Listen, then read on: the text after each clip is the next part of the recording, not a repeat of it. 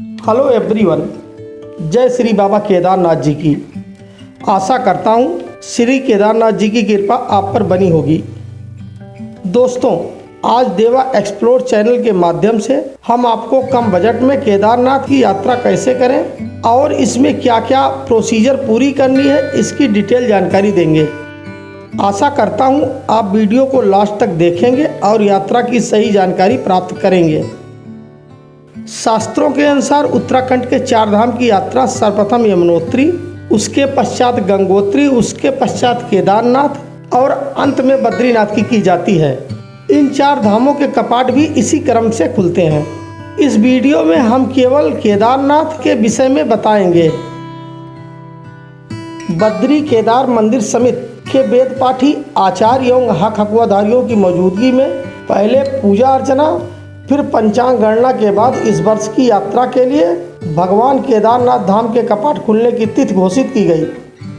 पंचांग गणना के अनुसार 25 अप्रैल 2023 को प्रातः 6:20 पर आम श्रद्धालुओं के लिए केदारनाथ के कपाट खोल दिए जाएंगे। यात्रा से पहले हम श्री केदारनाथ धाम के बारे में कुछ चर्चा कर लेते हैं। केदारनाथ धाम भगवान शिव के 12 ज्योतिर्लिंगों में से एक है। श्री केदारनाथ मंदिर को अत्यंत पवित्र स्थान माना जाता है। लोगों की मान्यताओं के अनुसार यहाँ शिव जागृत अवस्था में विराजमान है, साथ ही यहाँ शिव के गण वास करते हैं। हमारी आपसे विनती है कि आप जब भी केदारनाथ धाम की यात्रा पर जाएं, तो यहाँ की पवित्रता का हृदय से सम्मान करें और इस धाम को किसी भी तरह से अपवित्र करने की कोशिश न करें। अब हम श्री केदारनाथ जी की यात्रा स्टार्ट करेंगे। श्री केदारनाथ जी की यात्रा के लिए सर्वप्रथम आपको हरिद्वार आना होगा। यदि आपके शहर से हरिद्वार के लिए ट्रेन उपलब्ध ना हो तो आप पहले दिल्ली आ सकते हैं। दिल्ली से हरिद्वार के लिए सीधी ट्रेन व बसें उपलब्ध हो जाती हैं। हरिद्वार से केदारनाथ मंदिर जाने के लिए सोनप्रयाग तक रेगुलर बस चलती है, जिसका किराया एक व्यक्ति का 600 रुपये से 800 रुपये होता है, जो सीजन के अनुसार बस यूनियन निर्धारित करता है। आप हरिद्वार से सोनप्रयाग के लिए मेक माई ट्रिप, गोबीगो आदि ऐप से भी बुक कर सकते हैं। इन ऐप पर कपाट खुलने से पहले 650 से 800 रुपये तक रेट दिखाई देता है, लेकिन कपाट खुलने के बाद 800 रुपये से 1200 रुपये हो जाता है। अगर आप बस, टैक्सी या खुद की कार से या केदारनाथ मंदिर की यात्रा पर जाते हैं तो आपको सोनप्रयाग में ही अपनी गाड़ी पार्क करनी पड़ेगी और सोनप्रयाग से गौरी कुंड के लिए जो 5 किलोमीटर की है, आपको लोकल टैक्सी द्वारा ही कंप्लीट करनी पड़ेगी, जिसका किराया 50 रुपये है और इनका अपना एक यूनियन है। यदि आपकी ट्रेन अथवा फ्लाइट सुबह 5 बजे या उससे पहले हरिद्वार पहुंचती है तो आप अपना हरिद्वार से सोनप्रयाग बस ऑनलाइन बुक करके ही आएँ, जिससे आप अपना एक दिन बचा सकते हैं। हरिद्वार से सोनप्रयाग के लिए सुबह 4 बजे से 9 बजे तक ही बसें छूटती हैं। Haridwar bus stand railway station के सामने ही है, अतः आप आकर हरिद्वार रेलवे स्टेशन या आसपास किसी होटल में स्नान कर अथवा गंगा जी स्नान कर 8 बजे वाली बस पकड़ सकते हैं। यदि आप सुबह नहीं पहुंच सकते तो आप हरिद्वार पहुंचकर पहले किसी ट्रैवल एजेंट से या बस स्टैंड आकर अगले दिन का पहला या दूसरा बस का अपने सुविधा अनुसार सीट बुक करा लें, ताकि आपकी यात्रा कष्टदायी न हो और आप समय से सोनप्रयाग पहुंच सकें और रात को ठहरने के लिए रूम वगैरह ढूंढ सकें। बस टिकट बुक करा के आप होटल में विश्राम करें और आप अपने अनुसार गंगा स्नान कर शाम की गंगा आरती अवश्य देखें। यदि आप सोलो ट्रैवलर्स नहीं हैं तो और 3 या 4 के ग्रुप में हैं तो आप टैक्सी बुक कर सकते हैं। टैक्सी वाले केदारनाथ दर्शन के लिए 3 दिन के लिए 1200 से 1300 रुपये मांगेंगे। टैक्सी से जाने में आप रास्ते में पड़ने वाले ऋषिकेश, देवप्रयाग, धारा देवी मंदिर, रुद्रप्रयाग, अगस्त मुनि मंदिर और गुप्त काशी के पौराणिक विश्वनाथ मंदिर तथा अर्धनागेश्वर मंदिर जैसे अति महत्वपूर्ण स्थान का भी दर्शन कर सकेंगे। इसके लिए टैक्सी बुक करते समय ड्राइवर से बात कर लें, नहीं तो वह पैसा बढ़ाने की बात करेगा। इसमें से कुछ स्थानों को जाते समय और कुछ स्थानों को नीचे आते समय देखा जा सकता है। और यदि आप 4 दिन के लिए टैक्सी बुक करते हैं तो आप भोले बाबा के विवाह स्थल तेजुगी नारायण जाकर बाबा के विवाह हवन कुंड में आप भी लकड़ी डाल सकते हैं, जो आदिकाल से अनवरत जलता आ रहा है, और आप अपने धर्मपत्नी के साथ हवन के साथ फेरे भी ले सकते हैं। इसी मंदिर में मुकेश अंबानी के लड़के आकाश अंबानी की शादी हुई थी। इससे पहले भी बहुत सारे सेलिब्रिटियों की शादी यहाँ हो चुकी है। ये स्थान का नाम हुआ है त्रियुगी नारायण। इसी स्थान पर जो है भगवान शंकर और माता पार्वती का शादी हुआ है, जो पहले राजा दक्ष के घर में क्षति हुई थी। जब राजा दक्ष ने कनखल में यज्ञ किया था, यज्ञ में सभी देवताओं को न्योता दिया था, भगवान शंकर को न्योता नहीं दिया था। तो शंकर पत्नी सती जो है बिना बुलाए राजा दक्ष के यज्ञ में जाती हैं, यानी अपने पिता के यज्ञ में जाती हैं। उनका अपमान होता है तो वो यज्ञ कुंड में अपना आहुति डाल देते हैं, वहीं पर भस्म हो जाते हैं। दोबारा जन्म लिए हैं इस स्थान त्रियुगी नारायण में पर्वतराज हिमांचल राजा के घर में और माता मैना की कोख में। तो पर्वतराज पुत्री का नाम पड़ा है पार्वती। इस स्थान पर जो है माता पार्वती का शादी हुआ है त्रेता युग में भगवान विष्णु को साक्षी करके। जिस स्थान पर आप लोग आए हुए हैं, ये स्थान का नाम त्रियुगी नारायण क्यों पड़ा है? स्थान का नाम त्रियुगी नारायण इसलिए हुआ है कि 52 देश में राजा करने वाले। इन सभी स्थानों के विषय में जानने के लिए हमारे चैनल देवा एक्सप्लोर को सब्सक्राइब कर दें, जिससे इन सभी स्थानों के वीडियो आपके पास पहुंचा सकें। यह वीडियो लंबी ना हो जाए, इसलिए इन सभी स्थानों का वर्णन इसमें नहीं कर सकते। यदि अप्रैल, मई या जून में आते हैं, जो यहाँ का पीक सीजन है, और आप टैक्सी से हैं, तो आप रास्ते में जिन जिन स्थानों पर रुकें, वहाँ के दुकानदारों से मंदिर के रस के विषय में जानकारी प्राप्त कर लें। यदि बहुत रस चल रहा हो तो आप सोनप्रयाग से थोड़ा पहले सीतापुर और रामपुर में स्टे कर सकते हैं, क्योंकि यहाँ पर साफ सुथरे होटल सस्ते रेट में उपलब्ध हो जाएंगे। किंतु यदि आप बस से आ रहे हैं तो सीधे सोनप्रयाग ही आएँ, क्योंकि आपको सोनप्रयाग से गौरीकुंड लोकल टैक्सी से ही जाना है और आपको टैक्सी स्टैंड सुबह 5 बजे पहुँच जाना है, नहीं तो आपको घंटों लाइन लगाना पड़ सकता है। सोनप्रयाग से गौरीकुंड का भाड़ा 50 रुपये है। अब उत्तराखंड के बाहर के तीर्थयात्रियों को बायोमेट्रिक्स रजिस्ट्रेशन कराना अनिवार्य हो गया है, जिसे आप ऑनलाइन ही करा कर आएँ, नहीं तो इसके लिए आपको हरिद्वार अथवा सोनप्रयाग में लाइन लगाना पड़ेगा। रजिस्ट्रेशन का लिंक डिस्क्रिप्शन में दे दिया है। अब आप गौरीकुंड पहुंचकर गौरी मंदिर के पास गर्म कुंड में स्नान कर गौरी माता का दर्शन करें। यहीं से आपका पैदल यात्रा स्टार्ट होगी। यदि आप फिजिकली फिट हैं तो आप पैदल यात्रा करें, जो सबसे अधिक सेफ माना जाता है। किंतु यदि आप चलने में असमर्थ हैं तो गौरीकुंड से केदारनाथ बेस कैंप के लिए खच्चर कर सकते हैं। गौरीकुंड से बेस कैंप के लिए 27 से 50 रुपये 2023 के लिए निर्धारित किया गया है। अगर आप अप्रैल से 15 मई तक आ रहे हैं तो आप खच्चर को गौरीकुंड से लिंचौली के लिए बुक करें, जिसका किराया 2000 रुपये ही है, और आप यहां से बर्फ़ का आनंद लेते हुए केदारनाथ मंदिर जा सकते हैं। यह किराया एक तरफ का है। यदि आप कंडी से आते हैं तो यह आपको मंदिर तक छोड़ देगा।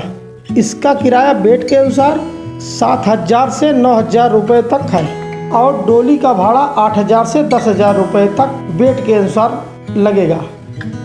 यात्रा स्टार्ट करने के पहले कुछ चीज़ जानना आवश्यक है। पहला, आपका बैग हल्का से हल्का होना चाहिए। आपकी पर्सनल दवा और ऊपर स्नान करने के लिए एक सेट कपड़ा, और साथ में गर्म कपड़ा भी होना चाहिए, क्योंकि ऊपर बहुत अधिक ठंड होती है। साथ में आपके पास रेनकोट भी होना चाहिए, क्योंकि रास्ते में कभी भी बारिश हो सकती है। इसके साथ जूते में बिल्कुल कंजूसी नहीं की जा सकती। यदि हो सके तो नया जूता अच्छे ग्रिप वाले सोल का ही लें, क्योंकि यदि आप अप्रैल और मई में जा रहे हैं तो रास्ते में बहुत अधिक ग्लेशियर मिल सकते हैं, जहां फिसलन होती है। चढ़ाई करते समय आप साथ में 30 रुपये की छड़ी भी ले लें। चढ़ाई करते समय रास्ते में खाने पीने व रात विश्राम में कोई असुविधा नहीं होगी।